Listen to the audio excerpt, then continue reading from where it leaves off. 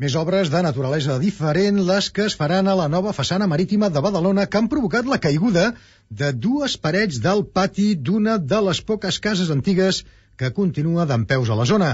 Els constructors han assegurat que refaran els murs, però la llogatera ha denunciat pressions de la immobiliària perquè abandoni la finca. Badalona, Jordi Gonzalo. Aquest matí, mentre feia el dinar, la Mercè Fernández ha vist i sentit com una de les grues que treballa al gran solar del costat de la casa on viu li ensorrava les dues parets del pati, deixant-lo al descobert. Si hagués passat minuts abans, la desgràcia hauria estat molt gran perquè la dona estava just on ha caigut la paret.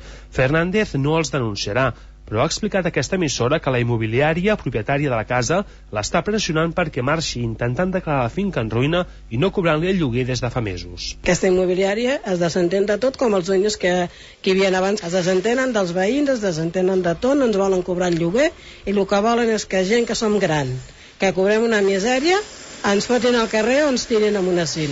I aquesta és la realitat de la societat i de les immobiliàries. La casa que ha patit l'incident està ubicada en plena àrea de la reurbanització de la nova façana marítima de Badalona, una zona on abans tot eren cases com la de Fernández, però ara són pisos de luxe.